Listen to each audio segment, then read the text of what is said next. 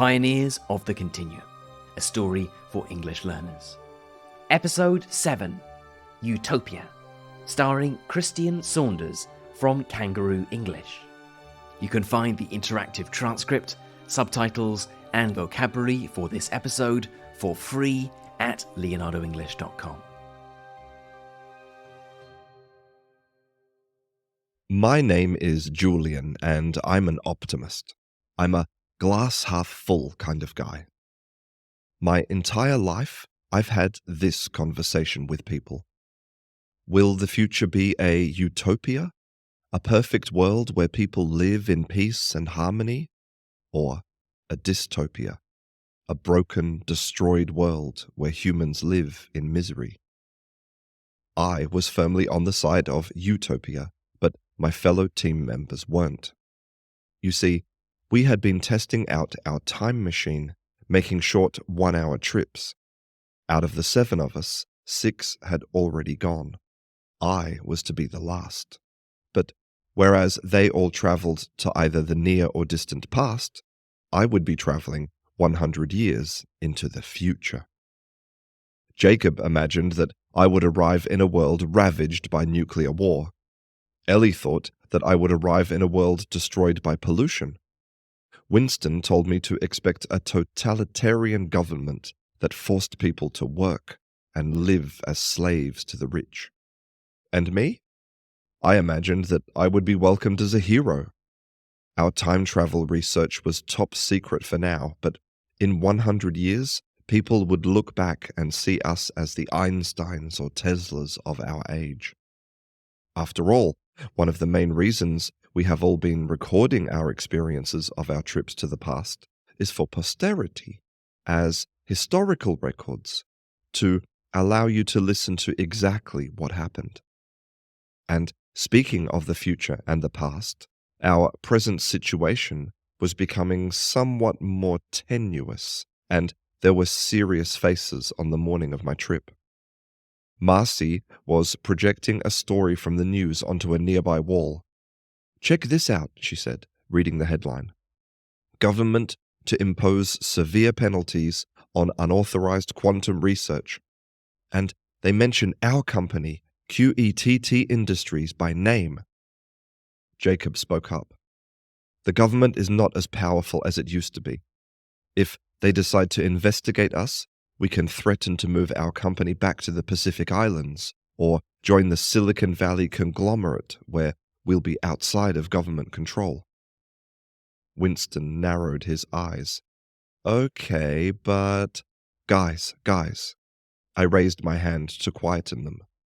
Was it just my imagination, or had the team been acting weird recently since we started the time journeys? Guys, come on. I'm bursting to get going. Can you press the button already?" I pleaded. Jacob looked at me. "Are you sure you don't want a radiation suit?" "I'll be fine," I insisted. Winston was fiddling with the controls. "That's strange," he said. "I can only get 1 QE point." "What? In the year 2139? I asked. "No," he explained. "I can only find 1 quantum entanglement point in the entire future. It's roughly 500 years from now, and it's right here, in this exact spot." I considered his words. 500 years into the future was a long time, and it was odd that the only QE point was right here. Our research had suggested there were an infinite number of quantum entanglement points in the future. "Let's do it," I said. "I'll do it. Let's go." Gabrielle looked doubtful.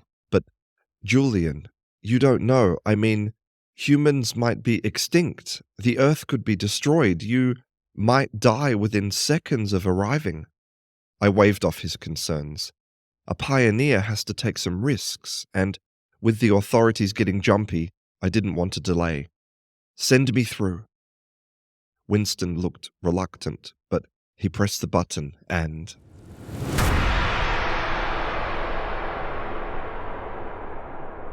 I found myself in a strange room. The floor was white, the walls were white, and the ceiling was white. The only thing in the room was a man sitting on a chair. He looked like he was waiting for me. He wore a white suit with white trousers, and he had no expression on his face. He had black hair, combed back away from his face and slicked down. Looking around, I noticed something strange. The walls and the floor were smooth and seemingly without texture. What kind of materials did they have here in the future?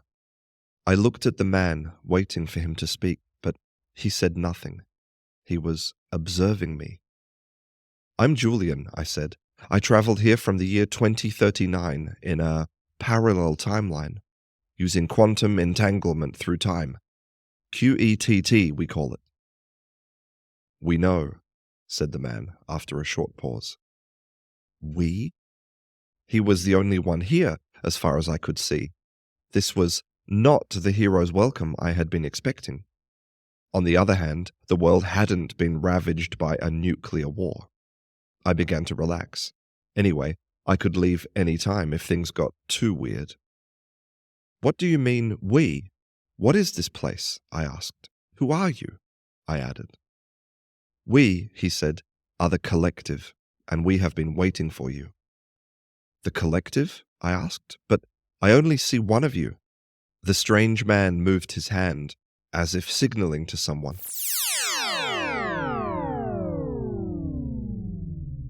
Instantly, our surroundings changed. Instead of a small room, I was in a large room. 3 other people were standing around, observing me. Had they been there this entire time? They were all plain-looking, exactly like the man, who still hadn't told me his name, and they were all dressed in white with black hair. The people held electronic devices, and there was some kind of computer bank behind them. Only the floor was the same as before, plain white. "How did you do that? What happened?" I asked. "Simple," replied the man. "I removed the first layer of the simulation." Shocked, I looked around the room. What I saw before was a simulation, but how? I needed more information. I asked, "What kind of simulation? I mean, I'm not wearing goggles." The man replied, "We can beam a simulation directly to your mind. Remember, compared to ours, your world is, how can I put it, primitive." "And this is real?" I asked. "What I can see right now, is this reality?" The man looked as if answering these questions was tedious. "Mostly, but part of what you see is still a simulation. It's how we choose to live in our time period." I looked around the room. What was real and what wasn't? I noticed there was no door. That must be part of the simulation. But something else was bothering me. These people were not friendly, not at all. I hadn't seen one smile or greeting from any of them. Had common courtesy gone extinct? I tried a different approach. "In my timeline, I mean, where I come from, it's customary to tell people your name when you meet them. I've told you my name, Julian. Now, I would feel more comfortable if you told me yours." "Fine," said the man. "I am CHX23095. He motioned to the others. "This is CHX23096, CHX23097, and AAA 00239. "You're robots?" I gasped. I looked at the people. Earlier, I had noticed that they looked somewhat the same. Now, I realized that they looked almost exactly the same. Robots had taken over. Or had they? "Where are the humans?" I demanded, trying to control the anger and anxiety in my voice. The man replied, "We are the humans, but yes, we have been upgraded with robotic systems, collective information processing, AI. Put simply, we've evolved." The man continued, "AAA 00239 has a legacy name, Andrew. He was born only a few years after 2039, your time. You're 500 years old? I gasped, shocked. 495 to be precise, said Andrew. My head was swimming with thoughts. The technology here was amazing, beyond belief. They controlled reality. They lived for 500 years, but at what cost? They claimed to have evolved, but evolved into what? They looked and behaved more like machines than people, and they seemed to have no emotions. A utopia? I think not. So, what now? I asked. I'd like to learn more about your world. Andrew stepped forward. We're going to ask you some questions and then perform some tests on you. If you cooperate, you may depart for your own time in a few days. As I was trying to digest what he was saying, colored lines appeared around my body, moving down the contours. As this happened, a screen on the wall displayed my height, weight, age, and other data. Wait, how did it know my age? A few days? I asked. You must know that I can leave any time using the chrono trigger. And I can... I stopped, searching my pockets. Where was it? Where was the chrono trigger? CH23, whatever his name was holding it up. How did he get it? More technological tricks. Looking for this? He asked. And we've disabled your safety mechanism. You'll stay here for as long as we want you to stay here. I gulped. This was taking a dark turn. What should I do? Should I cooperate? I considered my next move. Meanwhile, Andrew began questioning me. Did the United States still exist in your timeline when you left? Yes, I replied. Who was the president? President Elon Musk, I replied. This seemed simple enough. He just wanted to note the similarities and differences between his timeline and mine. Was the quantum net operational? He asked. The quantum what? I said. He pushed a button on his device, his face showing no expression. Show me any implants you have, he continued. I activated the touchscreen on my arm and a panel slid back. Before I could stop him, another of the men stepped forward, grabbed my arm, and inserted a cable. Hey, watch it, I exclaimed. Don't be so rough. What's wrong with you people? But I knew what was wrong with them. They weren't people at all. They were cold, emotionless machines pretending to be human. Then I saw my chance. The first man still had my chrono trigger in his hand. I couldn't stay here. This could be my only chance to escape before they might do all kinds of tests on me. It was too much. I had to get out. I pulled the cable from my arm, lurched forward, and snatched the chrono trigger out of his hand.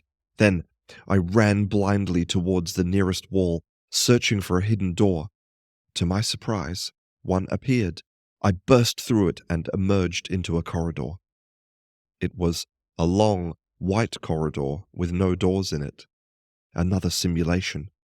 I ran down it anyway, reaching the end to find no hidden door, just a screen. The screen read, Collective Facility 2002X1. Our mission, to prevent or disrupt all time travel activity in historical timelines. As I heard the sound of running behind me, I realized I would be caught in a few seconds. There was nothing else to do.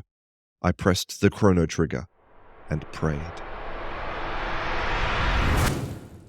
I was back in the lab, back in my own time, surrounded by my team, people that at least I knew were actual humans, my flesh and blood.